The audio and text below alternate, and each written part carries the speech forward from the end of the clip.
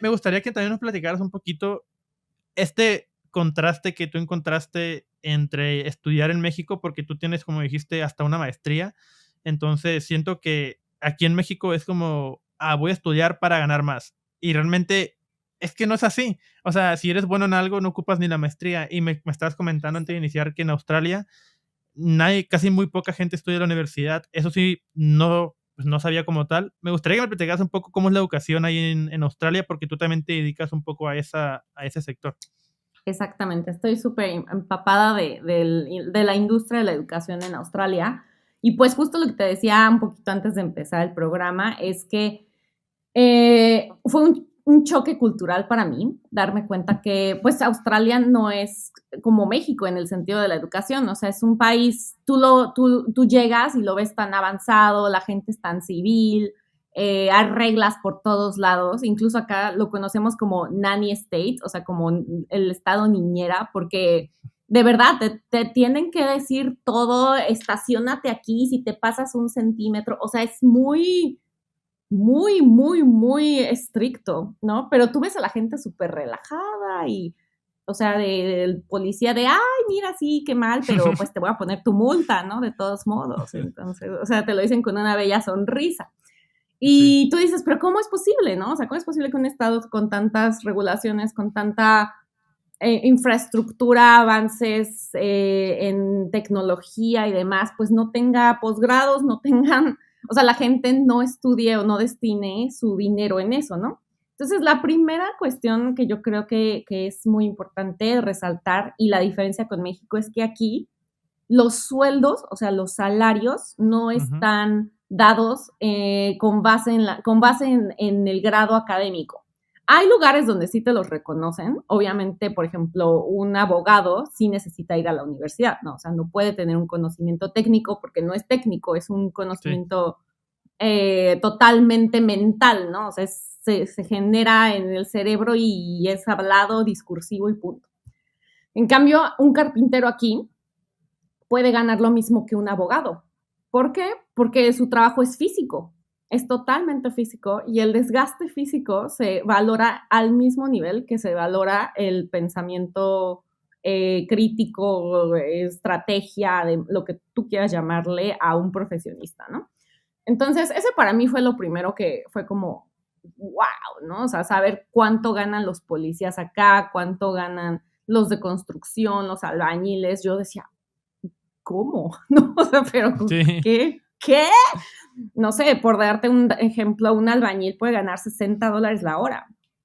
Sí, no, Nada eso más es muy de, bueno.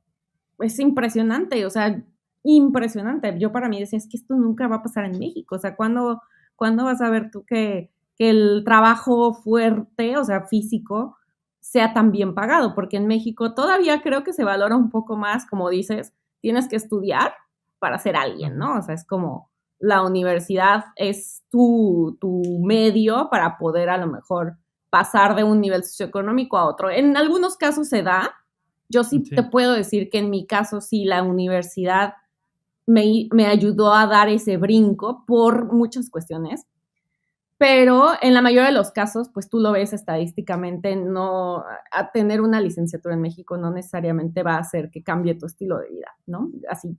drásticamente. En Australia, la diferencia es que todas estas ocupaciones, por ejemplo, electricista, albañil, plomero, necesitan certificarse. O sea, no es alguien que le enseñó su papá y ya sale a trabajar y pues ya, ¿no? A ver cómo le va. No, aquí necesitas tener una certificación. Todo está certificado, absolutamente todo. Ujú. Si tú quieres ser panadero, tienes que tener una certificación en panadería, ¿no? Por decirte algo. Sí. Si tú quieres ser cocinero, o sea, ni siquiera chef, o sea, si quieres trabajar en una cocina industrial, tienes que tener una certificación. No es de que me sale bien rico el mole, no. Entonces, todos los empleos requieren, como te digo, reglas. O sea, hay reglas para todo. Entonces, esa es la primera cuestión interesante, que aquí la educación está orientada a la vida diaria. Entonces, hay muchísimas escuelas públicas para los australianos, no para nosotros los internacionales, donde hay cursos como este de albañilería que te preparan por 3 años después de la prepa. después de la prepa, antes de la prepa, perdón, todo es igual a México. O sea, hay un kinder, primaria, bueno, preprimaria, primaria, secundaria y prepa, ¿no? Aquí juntan la secundaria y la prepa, entonces tú vas del año 6, que es la primaria, luego pasas a séptimo, octavo, noveno y hasta el 12avo, ¿no? Sí. Entonces, a partir del 12avo tú puedes elegir ya sea ir a la universidad, si eso es lo que tú quieres, que las universidades aquí cuestan para los australianos, o sea, en el momento en el que las estudian, no cuestan, pero una vez que tienen trabajo, el gobierno toma una parte de su salario y así es como se pagan las universidades. O puedes elegir hacer alguna certificación, como te digo, no sé, quieres ser panadero, pues vas y te haces tu curso de panadería, que muchas veces puede ser gratis. Hay muchísimo apoyo para la gente que no tiene recursos, entonces si tú demuestras que no tienes dinero, tu educación es gratuita, incluso la universidad. Y esas son las dos opciones. O puedes quedarte con la prepa, ¿no? Pero pues realmente no vas a tener como muchas más oportunidades. A lo mejor puedes ser vendedor, que ahí sí no te piden una certificación de ventas, pero todo lo que requiere creación, o sea, crear algo, tiene que certificarse, ¿no? O meterte en, no sé, en la casa de alguien y jugar con su sistema eléctrico, tienes que tener una certificación, porque todo es demandable acá. Entonces, ese fue para mí como el primer shock de conocer los números de estudiantes de universidad, que son muy bajos. Por ahora, por ejemplo, hay una crisis de salud en Australia, en el que pues no hay enfermeros, casi no hay enfermeros, casi no hay enfermeras, casi no hay doctores. Entonces ahí es cuando Australia tiene que echar mano de gente de otros países, tiene que invitar a gente de otros países para que venga a cubrir esas posiciones, porque los australianos no quieren estudiar eso en la universidad. Entonces, es como, ahí es donde entramos nosotros los internacionales. Eso viene siendo como un poco contraproducente al mismo país a largo plazo, ¿no? Porque, es decir, si tienes un sistema que funciona tan bien, que no importa tu profesión, pues cualquier persona va a poder hacer un curso en el que pues puedes ser panadero y vas a ganar lo mismo que a lo mejor que un abogado, ¿no?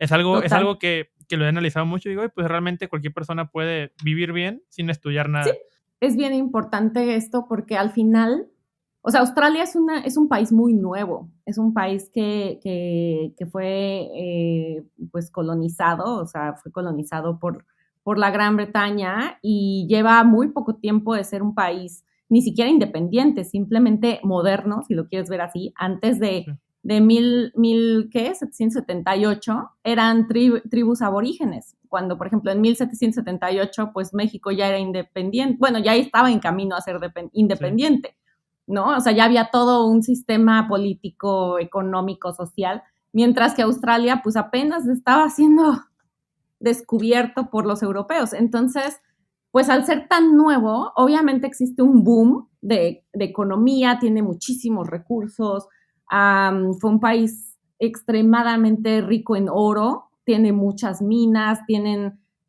muchísima vegetación, o sea, hay muchas cosas que en cierto punto yo lo comparo con México, tiene una cantidad de recursos impresionantes. Increíble. Y pues ahorita yo creo que está en esa etapa de que todavía es muy noble estar aquí sin tener tanta educación, porque hay mucho que hacer, hay mucho. Pero yo creo que eventualmente en el largo plazo va a llegar un punto en el que la falta de talento o de educación, exacto, lo va a manejar. A lo mejor va a ser un país que se quede más en un nivel, a lo mejor mano de obra, si lo quieres ver así, que un país desarrollador, a lo mejor, ¿no? Entonces...